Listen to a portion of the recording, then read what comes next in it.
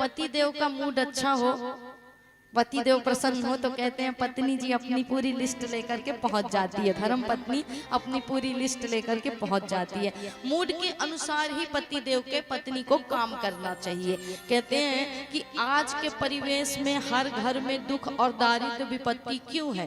बोले गृहस्थ जीवन में पति पत्नी में एक समझदारी क्यों नहीं है? कहते हैं श्रीमान का मान नहीं है और श्रीमती में मति नहीं है, इसलिए आज के समय में सब दुखी है महाराज। तो यदि श्रीमान का मान रख लिया जाए और श्रीमती में मति आ जाए तो बोले हर घर में आज भी वही सुख, वही शिव पार्वती की जोड़ी हो सकती है। इसलिए जीवन में यदि गृहस्थ जीवन का आनंद लेना, रस लेना है तो बोले पार्वती जी से और भोले बाबा के गृहस्थ जीवन से सीखे। सोचते हैं कि माँ बाप हमारा बुरा चाहते हैं, माँ बाप यदि कुछ समझाते हैं तो बच्चों को क्या लगता है, आज की जो जनरेशन है, आज के जो बच्चे हैं, इनको क्या लगता है कि माता पिता हमारे लिए बुरे हैं। कहते हैं जो आपके प्रति बुरा सोचता है, जो आपके मुंह पर आपको सुधार करने के लिए शब्द कहता है, उससे बड़ा सुधारक आपके जीवन में कोई नहीं है, उससे बड़ा आपका भला सोचने वाला कोई नहीं है। लेकिन जो आपके मुंह पर मीठी मीठी बात करता है और पीठ पीछे जाकर के चुगली करता है, बुराई करता है,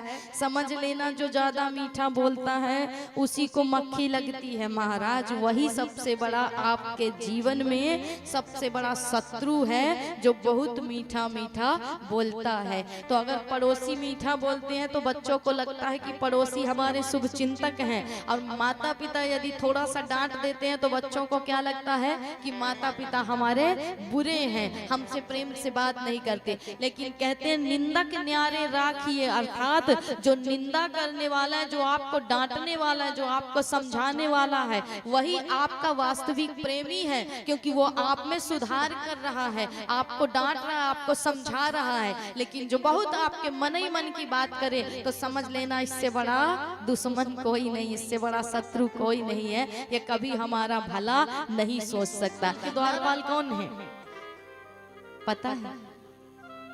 पहला तो है कुत्ता, दूसरा है कैमरा महाराज। कहते हैं आजकल किसी के घर जाइए तो क्या लिखा रहता है, पहले का समय और आज का समय कितना बदल गया। कहते हैं महाराज पहले के समय लिखा होता था दीवारों पर घर के कि जो भी गुजरे यहाँ से नर नारी सबको सीताराम हमारी। अब आजकल क्या लिखा रहता है, बोले कुत्तों से सावधान। मानो ऐसी भाव आती है हृदय से कि सबरे अंदर कुत्ते ही रहते हैं, इंसान नहीं रहते हैं। ऐसी भावना आए हृदय से, ऐसी बात प्रकट हो कि अंदर सब कुत्ते ही रहते हैं कि मनुष्य भी रहता है। बोले बाहर लिख देते हैं कुत्तों से सावधान, आप कैमरे की निगरानी में हैं। ऐसा लग रहा है किसी से मिलने नहीं जा रहे हैं, काऊ के घर चोरी करने जा रहे हैं महाराज, तो कैमरे की निगरानी में बता रहे हैं हमको। इसलिए आजकल के द्वारपाल कौन है, बोले कुत्ता द्वारपाल हो गया है महाराज। और यही कुत्ता किसी को आने नहीं देता और लोग घर आने से भी अब डरते हैं।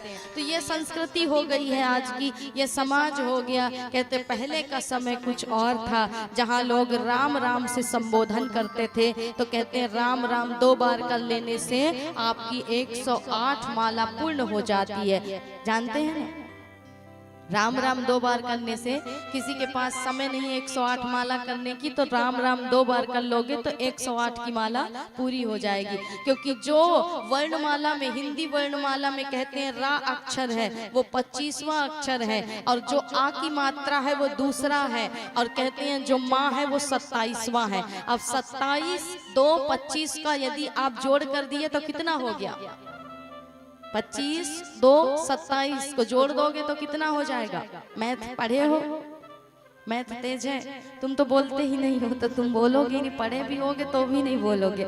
मैथ यदि किसी का तेज है तो बताए 25, 2 और 27 कितना होता है? जोड़ो, कितने हो गए? 27, 27 कर दो ना, कितने हो जाएंगे? 27, 27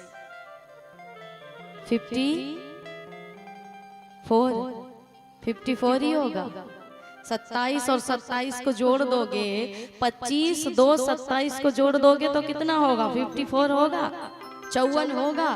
और 1 54 2 54 मिला दोगे तो कितना हो जाएगा? 108 है जाएंगे। इसलिए बोले 2 बार राम राम कर देने से 108 की माला कंप्लीट हो जाती है महाराज। इसलिए पहले के संस्कार, पहले की संस्कृति अलग थी कि जो भी लोग एक दूसरे से मिलते तो राम राम कह करके संबोधित करते एक दूसरे को। आजकल तो चला है हाय हेलो, बोले हाय हेलो नरक ले जाएगा, ये तुमको स्वर्ग या मोक्ष नहीं दिलाएगा। इसलिए राम राम करो, कम से कम जीवन में कल्याण हो जाएगा। तो भजन कर लो, बिन भगवान के भजन के कुछ नहीं होने वाला है महाराज।